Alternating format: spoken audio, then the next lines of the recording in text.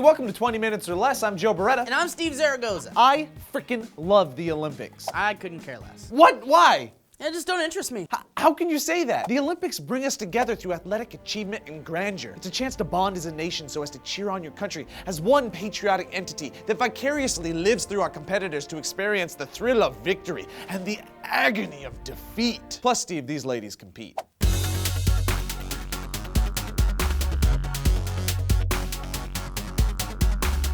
Oh, I freaking love the Olympics! And because I'm a generous man, here's some Olympians for the ladies.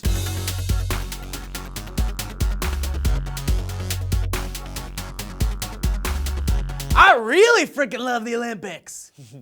Hot bodies and record-breaking performances aside, we'd like to touch on some stuff that isn't discussed very often when it comes to hosting the game, which are the negative effects of bringing the Olympics to your city. We all know that winning the bid for the games is an automatic boost to a country's economy, and studies have shown that it gives a powerful boost to exports, even for those countries that lose out on the bid. It's a call out to the rest of the world that you're thriving and ready for business, and preparation and construction result in the creation of a lot of new jobs. But as soon as the games are over, those jobs are gone, and the price of preparing a city for the Olympics is staggering, so much so that the economic boost doesn't necessarily justify the cost. Andrew Rose of the Haas School of Business at the University of California states, "Our model predicts that bidders for the Olympics regret actually hosting the games. Turns out the economic boost is so momentary and short-lived that many host cities lose staggering amounts of money by the time the games come and go." And what happens to all the stadiums and buildings that are built for the athletes after they leave? The bird's nest from the Beijing Olympics, the world's largest steel structure, was an engineering wonder, but now it just sits there collecting dust, looking like a dirty construction zone, to the tune of $11 million a year. And it's the same with the facilities in Athens, Georgia, which are in states of despair, and almost just as costly. In the case of the 2012 London Games, the number of troops deployed for security is the largest mobilization of troops since World War II. And one problem that arose even before the games started revolved around the concept of regeneration. The East End of London is on the bottom economic run, and that's where much of the construction for the games has taken place. With all that money filtering in the area, the people of East End were told and were hoping that the quality of life would improve in the area.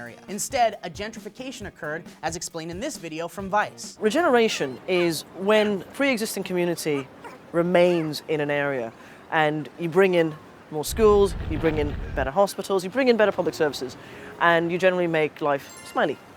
It's not as what's happening in the London Borough of Newham and lots of parts of Hackney and parts of East London, which are most affected and directly affected by the games, where people are being taken from their neighborhood and then being told to leave that community so that you can then build new condominiums, build a smacking new shopping center, and bring in a completely different economic class to up the area a bit. So what we have beneath the glitz and the spectacle and the record-breaking performances are a pushed-aside forgotten people whose lives are greatly affected by the games, but in a negative way. Host cities want so bad to put their best foot forward that sometimes they don't seem to care where they're stepping, and that's a sad realization. Another problem with the games is the haste with which Olympic host cities must construct the stadiums and facilities for the plethora of events. London is no different. They started tearing up earth and landfills without thoroughly inspecting everything, and it turns out there might be a little bit of radioactivity in the middle of the main stadium due to radioactive waste that was dug up. You know, this isn't necessarily a bad thing. Agreed. I mean, with all this radioactivity like pumping through the games, these athletes are gonna turn into like X-Men and shit. Yeah, superpowers. Oh man, so many records are gonna be broken. So many balls are gonna be broken. So would you guys want the Olympics hosted in your city? Why or why not? Let us know in the comments down below. Don't forget to hit like and subscribe if you haven't already, and click this annotation to go to SourceFed.com and see the 5 stories of the day and every story we've ever done. I'm Steve Zaragoza. I'm Joe Beretta. Hey Steve, what's your favorite event? Chocolate milk.